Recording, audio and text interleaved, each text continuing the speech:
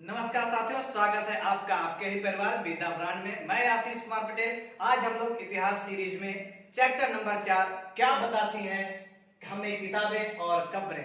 किताबें और कब्रें, अब कब्रों में जो गड़े हुए हैं वो आके हमें नहीं बताएंगे, अर्थात जो पुरातत्वविदों ने, इतिहासकारों ने उन कब्रों की खुदाई में जानकारी प्राप्त की है, उनके माध्यम से हम लोग जानेंगे उन कब्रों में क्या विशेष था और उन कब्रों में मुर्दों के साथ क्या क्या रखा जाता था। जो किताबें हैं उन किताबों के विषय में भी जानकारी प्राप्त करेंगे। किताबें क्या बताती हैं हमें, इन सारी चीजों के विषय में आगे आने वाले टाइम पे हम लोग जानेंगे। दुनिया के प्राचीनतम ग्रंथों में एक वेद है। वेद जो है भारत के और विश्व के सबसे प्राचीनतम ग्रंथों में से एक है। जो वेद है वह संस्कृत के विद धातु से निकला हुआ है, जिसका अर्थ होता है जानना। कहां से निकला हुआ है? वेद धातु जो कि संस्कृत से है, उसका अर्थ होता है जानना। वेद जो है वो 4 प्रकार के हैं। पहला जो प्राचीनतम वेद है उसका नाम है ऋग्वेद। ऋग्वेद आज से 3500 वर्ष पूर्व लिखा गया था। सामवेद, यजुर्वेद और अथर्ववेद, अर्थात वेद 4 हैं, जान लिया। जो ऋग्वेद है, ऋग्वेद में 1000 से ज्यादा प्रार्थनाएं लिखी हैं, अर्थात जो वेद है उसमें 1000 से ज्यादा प्रार्थनाओं का संकलन है, जिन्हें सूक्त कहा जाता है। सूक्त का अर्थ होता है साधन उक्त, अर्थात ठीक प्रकार से बोला गया। कैसा? ठीक प्रकार से बोला गया, ठीक प्रकार से बोला गया। ऋग्वेद में देवी देवताओं के प्रति प्रार्थना का भाव है और उनकी स्तुति की गई है। इनमें 3 देवता प्रमुख थे, जो थे अग्निदेव। अग्निदेव को आग का देवता कहा जाता था, और जो इंद्र के देवता है उनको युद्ध का देवता कहा जाता था। इंद्रदेव को युद्ध का देवता कहा जाता था। सोम एक प्रकार का पौधा था जिससे विशेष प्रकार का एक पेय बनाया जाता है, जिसे कहते थे सोमरस। आज सोमरस की परिभाषा अलग हो गई है, वो आप लोग समझ गए होंगे जिसकी मैं बात कर रहा हूं। प्रार्थनाओं के रचनाकार जो थे वह ऋषि थे। यह उन सूक्तों का मौखिक रूप से क्या करते थे? पाठ करते थे और अपने शिष्यों को बताते थे, और उनके शिष्य आगे उसको ट्रांसफर करते चले जाते थे। जो ऋग्वेद है इसकी जो भाषा है वो प्राक संस्कृत है, अर्थात आदिकालीन संस्कृत है। आज जो हम लोग संस्कृत पढ़ते हैं उससे बहुत भिन्न थी। इनका जो वर्ण विन्यास था वह भी बहुत ही अलग था। यह प्राचीन काल के भाषा थी। जो संस्कृत भाषा है वह भारत और यूरोपीय परिवार की भाषा है, अर्थात भारोपीय परिवार की एक भाषा है। भारत की कई भाषाएं, असमिया, गुजराती, हिंदी और भी बहुत सारी जो भाषाएं हैं, और यूरोप की जो भाषाएं अंग्रेजी, फ्रांसीसी, जर्मनी, इतावली, जो भी है ये भाषाएं, वह प्राचीन काल में मेल खाती थी। जैसे हम एक उदाहरण के तौर पर बता सकते हैं कि जो मातृ है, ठीक है, मातृ जो है ये संस्कृत का शब्द है, संस्कृत। और मातृ को हिंदी में क्या कहते हैं? मातृ अर्थात माँ। माँ ये हिंदी शब्द है, और इसी को अंग्रेजी में क्या कहते हैं हम लोग? मदर कहते हैं। क्या कहते हैं? मदर। उसी प्रकार अगर हम और पूर्व में जाएं तो बेटी को क्या कहा जाता था संस्कृत में? दौहित्री। क्या चीज? दौहित्री। और अंग्रेजी और हिंदी में क्या कहा जाता है? बेटी या पुत्री कहा जाता है। क्या? पुत्री। और अंग्रेजी भाषा में उसे कहा जाता है डाटर। क्या चीज? डाटर। इस प्रकार से भाषाओं का परिवार था। अब हम लोग जानेंगे भारत में विभिन्न प्रकार की जो भाषाएं हैं वह किन किन परिवारों से रिलेटेड है, अर्थात बिलोंग करती हैं। जो पूर्वोत्तर के प्रदेश हैं, नागालैंड हो गया और फिर हो गया अरुणाचल प्रदेश, आज जो 7 सिस्टर्स के प्रदेश हैं उनमें तिब्बत और बर्मा परिवार की भाषाएं बोली जाती हैं। तमिल, तेलुगु, कन्नड़, मलयालम आदि जो भाषाएं हैं वह द्रविड़ परिवार से संबंधित हैं। और जो झारखंड और मध्य भारत में भाषाएं बोली जाती हैं वह ऑस्ट्रो और एशियाटिक परिवार से रिलेटेड है। इस प्रकार हमने जाना जो प्राचीन भारतीय इतिहास के जो भाषाएं हैं या फिर आद्यकालीन जो भाषाएं हैं वह किन किन परिवारों से रिलेटेड हैं। अब हम आगे जानेंगे इन ऋग्वेदों का अध्ययन हम लोगों ने किस प्रकार किया, क्योंकि वह आदि रूप में लिखी थी, आदि संस्कृत उनकी जो भाषा थी वह थी। अब हम जानेंगे आगे। तो जानते हैं इतिहासकारों द्वारा ऋग्वेद का अध्ययन कैसे किया गया। पहले जानते हैं इतिहासकार होते कौन। इतिहासकार उन्हें कहते हैं जो भौतिक तथा लिखित साक्ष्यों के आधार पर किसका? इतिहास का क्या करते हैं? निर्धारण करते हैं। ऐसे लोग जो लिखित तथा भौतिक साक्ष्यों के आधार पर इतिहास के कालखंडों को विभाजित करते हैं उन्हें हम लोग इतिहासकार कहते हैं। जो प्रायः ऋग्वेद के जो अधिकतर सूत्र हैं वह वार्तालाप श्रेणी में आते हैं, अर्थात उनका जो सूक्त है वह वार्तालाप की श्रेणी में रखे जाते हैं। क्यों? जैसे हम लोग आजकल क्या करते हैं, जब दो लोग आपस में बात करते हैं उन बातचीतों को ही सूक्त कहा गया है। ऐसे ऐसे दृश्य उसमें दिखाए गए हैं। जैसा पहला दृश्य कहीं कहीं देखने को मिलता है कि जो विश्वामित्र ऋषि हैं और दो देवियों के रूप में जो पूजित दो नदियां हैं उनके बीच में वार्तालाप को दर्शाया गया है, जो कि कौन कौन नदियां थी? व्यास और सतलज नदियां थी। अब जान लेते हैं ऋग्वैदिक काल के मवेशियों, घोड़े और रथों का किस प्रकार से उपयोग हुआ और उनकी उत्पत्ति कैसे करते थे लोग। ऋग्वेद में मवेशियों व बच्चों, खासकर पुत्रों के लिए घोड़ों की प्राप्ति के लिए प्रार्थनाओं का प्रावधान था, अर्थात वहां पे विभिन्न प्रकार की ऐसी प्रार्थनाएं प्राप्त हुई हैं जिनसे घोड़ों को प्राप्त किया जा सकता था, पुत्रों को प्राप्त किया जा सकता था और विभिन्न प्रकार के मवेशियों को प्राप्त किया जा सकता था। अब जानते हैं घोड़ों का उपयोग क्यों किया जाता था उस काल में। घोड़ों का उपयोग रथ खींचने में, लड़ाइयों को लड़ने में प्रयोग किया जाता था। घोड़े आज भी उपयोग किए जाते हैं, कभी मालवाहन के रूप में, कभी यातायात के रूप में यूज किए जाते हैं। पहले भी ऐसा ही होता था। प्रायः जो लड़ाइयां होती थी वह जानवरों, चारागाह के रूप में, चारागाह की जमीन के रूप में, पानी के स्रोतों को प्राप्त करने में और दासों की प्राप्ति के लिए किया जाता था। यही मुख्य कारण थे जिससे वहां पे युद्ध होते थे। जो प्राप्त धन था लड़ाइयों से, उसका जो भाग होता था 4 भागों में बांटा जाता था। पहला जो भाग रख लेते थे वह सरदार जो युद्ध को लड़ते थे। दूसरे वो लोग थे जो यज्ञ आदि करते थे, अर्थात पुरोहित, उनको दिया जाता था। और जो धन बचता था वह यज्ञ के लिए छोड़ दिया जाता था तथा आम आदमियों के लिए भी उसको रख दिया जाता था। कितने रूपों में बांटा जाता था? 4 रूपों में, सरदार, पुरोहित, आम लोग और यज्ञ के रूप में। ठीक है, अब जानते हैं यज्ञ के रूप में जो आहुति किसे दी जाती थी और क्या दिया जाता था। जो यज्ञ की आहुति होती थी वह प्रायः वही 3 देवता, अग्निदेव, इंद्रदेव और सोमदेव के लिए दी जाती थी और आहुति के रूप में अनाजों को, जानवरों को डाला जाता था। किन किन को? अनाजों को और जानवरों की बलि दी जाती थी। जो यहाँ की सेना थी वह स्थायी नहीं थी, और स्थायी इसलिए नहीं थी क्योंकि वह एक कबीले के रूप में रहते थे, तो स्थायी सेना की कोई आवश्यकता ज्यादा नहीं पड़ती थी, क्योंकि वो लड़ते किस लिए थे? चारागाह की जमीन के लिए, पानी के स्रोत के लिए और दासों की प्राप्ति के लिए। कोई बड़ा युद्ध तो लड़ते नहीं थे, बस इन्हीं चीजों के लिए। जो वहां का राजा था वह किस प्रकार चुना जाता था? वह ऐसे कि वहां पे जो बहादुर और कुशल लोग था, ये कुशल लोगों की जो संख्या थी उनमें एक प्रतियोगिता रखी जाती थी। उनमें से जो विजेता चुने जाते थे या फिर जो चुना जाता था एक, उसी को क्या किया जाता था? राजा के रूप में नियुक्त कर दिया जाता था, अर्थात चुनाव कर दिया जाता था। अब हम जानेंगे ऋग्वैदिक लोगों को किस प्रकार की विशेष उपाधियों से बताया जाता था, उनके समूहों को क्या कहा जाता था। आइए जानते हैं।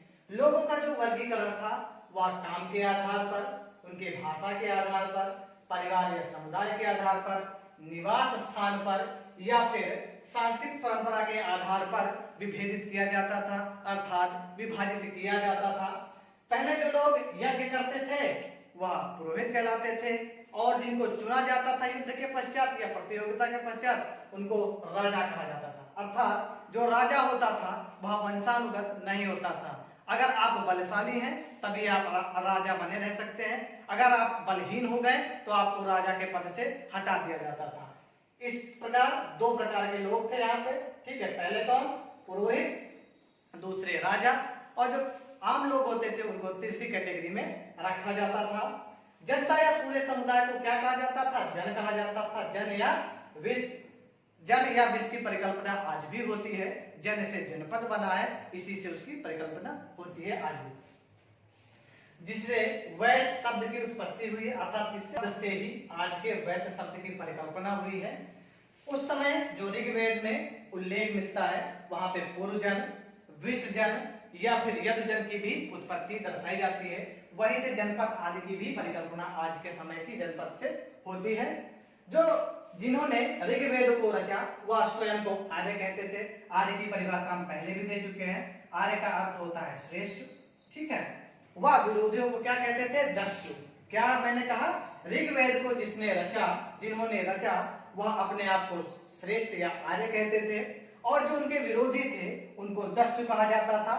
दस्यु जो थे वह यज्ञ नहीं कर सकते थे, ना ही वह संस्कृत भाषा बोल सकते थे, उनकी एक अपनी अन्य भाषा थी, हो सकता है प्राकृत भाषा रही हो, और यहीं से तत्कालीन या कालांतर में दास और दासियों की परिकल्पना हुई, अर्थात सर्वेंट्स की परिकल्पना तभी से भी चली आ रही है। जिस युग में उपमहाद्वीप के उत्तर पश्चिम में, उपमहाद्वीप के उत्तर पश्चिम अर्थात जम्मू, राजस्थान, गुजरात और इधर उत्तर प्रदेश, मध्य प्रदेश से ऊपर वाला जितना एरिया है, वहां पर ऋचाओं या सूक्तों की रचना हो रही थी। वहीं दूसरी ओर अन्य प्रकार का विकास हो रहा था। वहां पे विभिन्न प्रकार के मूर्ति कला, शिल्प कला आदि का भी निर्माण हो रहा था, विभिन्न प्रकार की भाषाओं का निर्माण हो रहा था। ऐसी स्थितियां उत्पन्न हो रही थी। अब हम लोग जानेंगे खामोश प्रहरी अर्थात महापाषाणों के कहानी के विषय में। महापाषाण अर्थात महा बड़ा, पाषाण अर्थात पत्थर। आप लोग प्रायः कब्रिस्तान को घूमे होंगे या कब्रिस्तानों को तो देखा ही होगा। कब्रिस्तान के पास में ऐसे कब्रिस्तान होता है, ऐसे, तो वहां पे एक पत्थर, बड़ा सा पत्थर गड़ा होता है, ठीक है, ये खड़ा होता है, गड़ा होता है, इसको कहते हैं महापाषाण। वहीं से कल्पना ये आई है। ये पत्थर क्या होते थे? प्रायः कब्रों के पास खड़े होते थे। अभी मैंने जिस चित्र में दिखाया, महापाषाण कब्र बनाने की प्रथा आज से 3000 साल पहले दक्षिण भारत, उत्तर पूर्व भारत और कश्मीर में प्रचलित थी, और धीरे धीरे ये पूरे भारत में प्रचलित हो गई। मृतकों को खास किस्म के मिट्टी के बर्तनों के साथ दफनाया जाता था। जो कब्रों में इंसान प्राप्त हुए, अर्थात इंसान के कंकाल जो प्राप्त हुए हैं, उनके साथ विभिन्न प्रकार के मिट्टी के बर्तन भी प्राप्त हुए हैं, और जिन्हें काले, लाल या फिर ब्लैक एंड रेड वेयर कहा जाता है। उन मिट्टी के बर्तनों में क्या कहा जाता है? Black and red ware. इनके साथ, मिट्टी के बर्तनों के साथ साथ लोहे के हथियार भी प्राप्त हुए हैं, और घोड़े के कंकाल भी प्राप्त हुए हैं। साथ ही साथ विभिन्न प्रकार की जीवन उपयोगी वस्तुएं, सोने के गहने भी प्राप्त हुए हैं। इससे यह साक्ष्य मिलता है या प्रमाण मिलता है कि ये लोग हथियारों का उपयोग करते थे, और इनका विश्वास था कि अगर हम पुनः जीवित होते हैं तो इन वस्तुओं का प्रयोग फिर से करेंगे। अब जानते हैं इस समय लोगों में असमानताएं थी या नहीं थी। वह इस प्रकार हम जान सकते हैं कि जो ब्रह्मगिरी से कब्रें प्राप्त हुई हैं और इनाम गांव से जो कब्रें प्राप्त हुई हैं, उनमें भिन्नता है। उन कब्रों में विभिन्न प्रकार के भिन्नताएं पाई गई हैं। कैसे? जो ब्रह्मगिरी अर्थात ब्रह्मगिरी में एक व्यक्ति के कब्र में 33 सोने के मन के प्राप्त हुए हैं, और एक शंख भी प्राप्त हुआ। कितने? 33 सोने के मन के, एक शंख भी प्राप्त हुआ है। तथा वहीं पे एक दूसरी जो कब्र है, वहां पे केवल मिट्टी के बर्तन प्राप्त है। केवल क्या प्राप्त हुआ है? मिट्टी के बर्तन। अब आप अंदाजा लगा सकते हैं कितनी असमानता थी। अब हम लोग जानेंगे इनाम गांव की विशिष्ट कब्रों के विषय में। वहां हमको क्या क्या साक्ष्य मिले हैं, ऐसा क्या था कि उसे विशिष्ट कहा गया। जानते हैं, भीमा नदी के किनारे, अर्थात भीमा नदी की सहायक नदी जो कि घोड़ है, उसके किनारे इनाम गांव बसा हुआ है। हम पूर्व में भी बता चुके हैं। यहाँ के लोग जो थे वह 3600 से 2700 ईसा वर्ष पहले रहा करते थे। यहाँ के जो वयस्कों को गाड़ा गया, अर्थात जो दफनाया गया, उनको, उनका जो सिर था वह उत्तर में रखा जाता था और पैर दक्षिण की ओर रखा जाता था। उनको सीधा लिटाया जाता था, फिर दफनाया जाता था।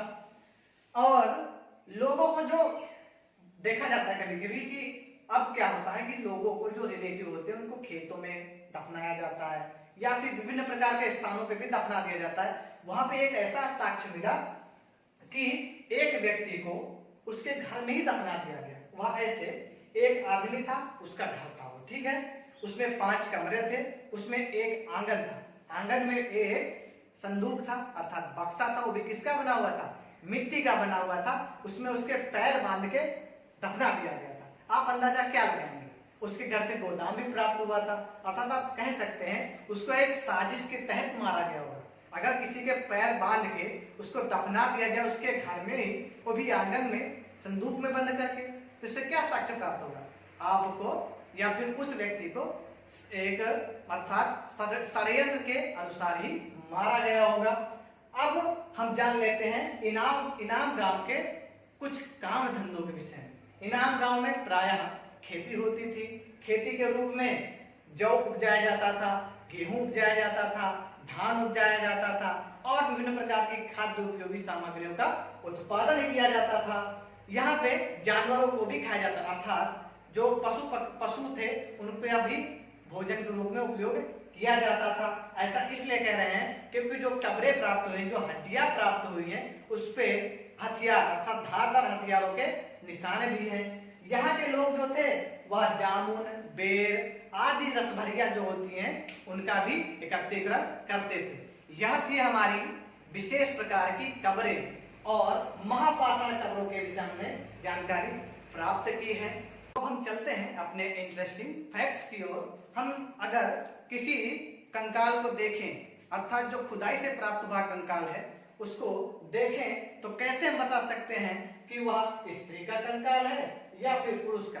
हम इस प्रकार बता सकते हैं क्योंकि जो पुरुष का कटी क्षेत्र होता है, अर्थात पुरुष के कंकाल का या फिर शरीर का जो कमर वाला हिस्सा होता है वह थोड़ा सकरा होता है, और जो स्त्री का कमर वाला क्षेत्र होता है वह थोड़ा कैसा होता है? चौड़ा होता है। क्यों होता है? क्योंकि वह स्त्री गर्भ धारित करती है, इस कारण उसका जो ये पोर्शन होता है कमर वाला क्षेत्र वह थोड़ा सा चौड़ा होता है। यह आधुनिक गणना के अनुसार है। इस प्रकार हम बता सकते हैं कि वह कैसी है, अर्थात वह पुरुष का है कंकाल या फिर स्त्री का कंकाल है। अब हम चलते हैं चीन की सभ्यता की ओर। वहां से हमको 3500 साल वर्ष पूर्व अर्थात उस समय की हड्डी कुछ अवशेषों के रूप में हमें प्राप्त हुई है। उस हड्डी में कुछ मंत्र या फिर कुछ तंत्र आदि की चीजें लिखी हुई हैं, जिसका उपयोग वो लोग करते थे भविष्यवाणी करने में। वह इस प्रकार करते थे कि उस हड्डी के ऊपर अपनी चीजों को लेते थे कि हम युद्ध जीतेंगे या हमें पुत्र की प्राप्ति होगी या नहीं, और उसको क्या करते थे? आग में डाल देते थे। उस आग में डाली हुई हड्डी को थोड़ी देर बाद निकाला जाता है और देखा जाता है उसमें दरारें कितनी पड़ी हैं, कितनी दरारें उसमें आई हैं। उसी आधार पे वहां पे भविष्यवाणी की जाती थी। भारत में आर्य सभ्यता का प्रारंभ सप्त सैंधव प्रदेश से हुआ। सप्त सैंधव प्रदेश से हुआ। वह जो सप्त सैंधव प्रदेश है वह इस प्रकार है।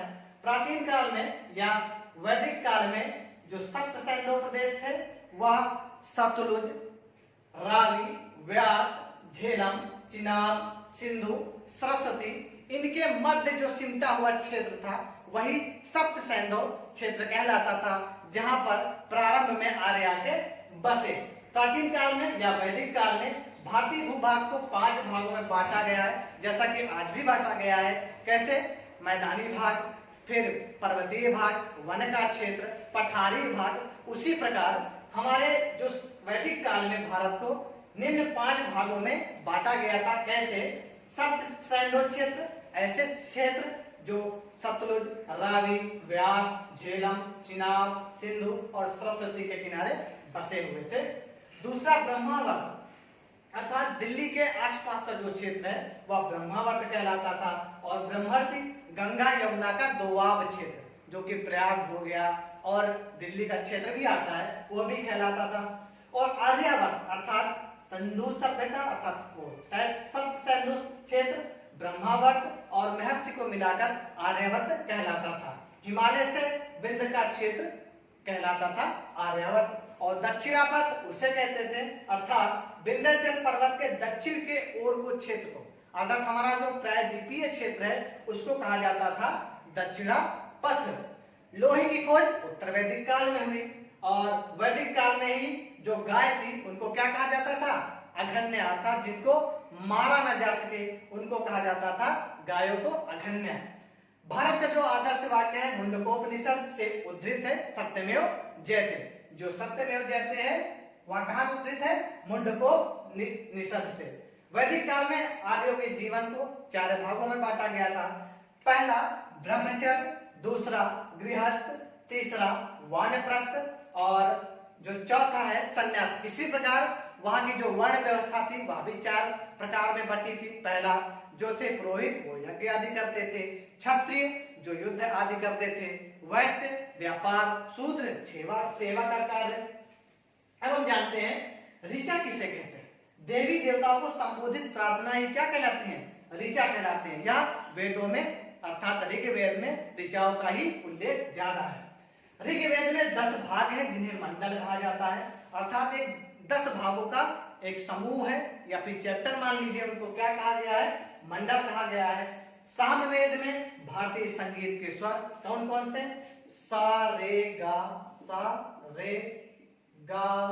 मा पा, सा रे गा मा पा, सा रे गा मा पा धा और नी।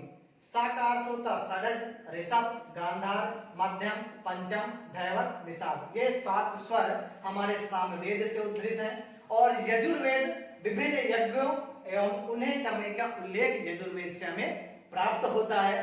अथर्ववेद में तंत्र मंत्र आदि की जो गणना है, उस तंत्र मंत्र आदि का जो वर्णन है वह हमें अथर्ववेद से प्राप्त होता है। ऋग्वेद को लिपिबद्ध मुश्किल से 200 वर्षों पहले किया गया है। उसी काल में इसकी छपाई भी प्रारंभ हो गई है, उसको और परिमार्जित किया गया, जिसको हम आज पढ़ रहे हैं। वैदिक सभ्यता को इतिहासकारों ने 2 कालखंडों में विभाजित किया है। पहला जो कालखंड है वह ऋग्वैदिक काल है। ऋग्वैदिक काल को 1500 से 1000 ईस्वी के पूर्व ईसा पूर्व माना जाता है, और जो उत्तर वैदिक काल का कालखंड है वह 1000 से 600 ईसा पूर्व के मध्य माना जाता है। यह रहा हमारा ऋग्वैदिक काल। अगर आपको हमारा यह वीडियो अच्छा लगता है तो लाइक करें, शेयर करें और अपने सुझाव कमेंट के माध्यम से हमारे तक, हम लोगों तक पहुंचाएं। धन्यवाद।